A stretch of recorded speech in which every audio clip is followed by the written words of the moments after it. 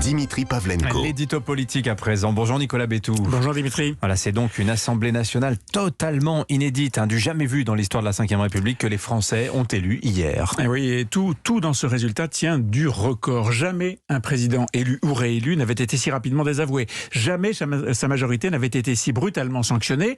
Jamais un gouvernement n'aura perdu un aussi grand nombre de ministres battus dans les urnes, dont les deux plus importants, la santé et l'écologie. Jamais un président de l'Assemblée nationale, 4e personnage de l'État, jamais un président du groupe parlementaire majoritaire n'auront été battus. Je parle évidemment de la défaite de Richard Ferrand et de celle de Christophe Castaner.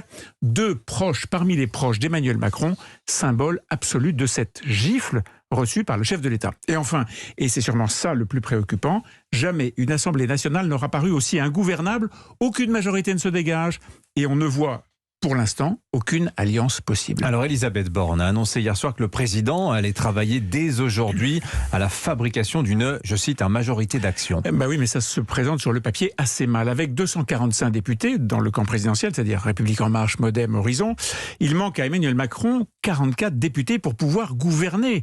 Le chef de l'État a donc 3 solutions devant lui. Soit faire du coup par coup, c'est-à-dire travailler par exemple avec la droite sur les questions de sécurité ou de laïcité, avec la gauche sur les questions de pouvoir d'achat ou que sais-je quoi. Par exemple le cannabis, c'est bancal, c'est fragile, instable et ça ne permet certainement pas de faire les grandes réformes qui sont maintenant urgentes, celles des retraites, celles de l'hôpital, de l'école. Et tout ça avec une épée de Damoclès de plus en plus menaçante au-dessus de nos têtes, la dette publique française dont le coût explose avec la hausse brutale des taux d'intérêt, la fête de l'argent facile.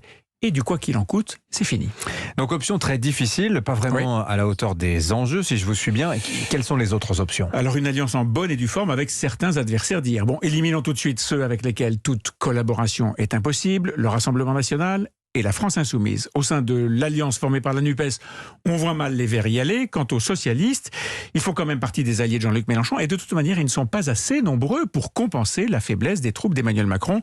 Ils sont 29. Exit donc la possibilité d'un ralliement en bloc. Alors qu'en est-il des possibles ralliements individuels ? Là, le fossé est trop grand et puis tout le monde a bien compris que la tendance n'est plus vraiment pro-Macron. Alors il reste quand même aussi la possibilité d'une stratégie d'alliance avec LR, la droite. Oui, elle est suffisamment nombreuse, il y a 70 députés, mais elle n'en veut pas. En tout cas, et à part quelques voix isolées comme celle de Jean-François Copé, qui, je le rappelle, n'est pas député, en tout cas, il n'y aura pas à ce stade d'accord avec les Républicains. Ils sont, leur patron Christian Jacob l'a dit, ils sont dans l'opposition et ils n'aideront pas Emmanuel Macron. Alors, est-ce que ça peut être le point de départ en fait d'une négociation ou est-ce que c'est une position dure, raide pour obtenir le maximum ? C'est pas sûr du tout. Pour l'instant, la priorité des Républicains n'est pas d'exercer le pouvoir, mais de se reconstruire, ce qui met Emmanuel Macron dans une situation impossible. Une situation qu'il a quand même lui-même créée. Ça fait 5 ans que le chef de l'État mène une stratégie de destruction systématique des partis de gouvernement et de gauche, le PS qui n'est plus que l'ombre de lui-même, et de droite,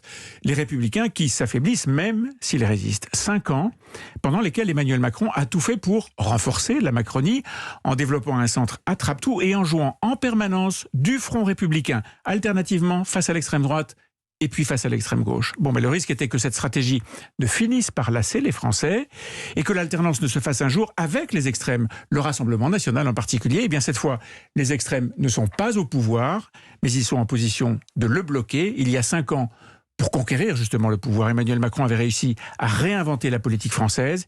Il doit tout refaire, une nouvelle fois, mais aujourd'hui, c'est sa survie politique qui est en jeu. Est-ce qu'on touche aux limites du macronisme ou bien aux limites du système de la Ve République ? Ça, c'est une immense question. On aura l'occasion d'en reparler tout à l'heure avec nos deux invités à 8h13, avec Sonia Mabrouk, Chloé Morin et Nicolas Bavrez, qui est historien essayiste. Je signale la une de votre journal ce matin, Nicolas, pas bien différente de celle des autres. Macron la gifle, titrez-vous ce matin à la une. Papier très intéressant d'ailleurs sur les LR. C'est un petit peu plus compliqué. Vous n'avez pas eu le temps de détailler, mais voilà, peut-être qu'en interne, il va se passer des choses avec la jeune génération qui a tout de même réussi à se faire élire. Mais qui maintenant est en effet dans l'opposition très systématique à Emmanuel Macron. On verra ça, ce sera passionnant. Merci beaucoup Nicolas Bétou. 7h56 sur Europe 1, matinale spéciale élection législative ce matin sur Europe. Dans un instant, le journal, on passe en revue les grands enjeux. Et puis nous serons dans le Donbass.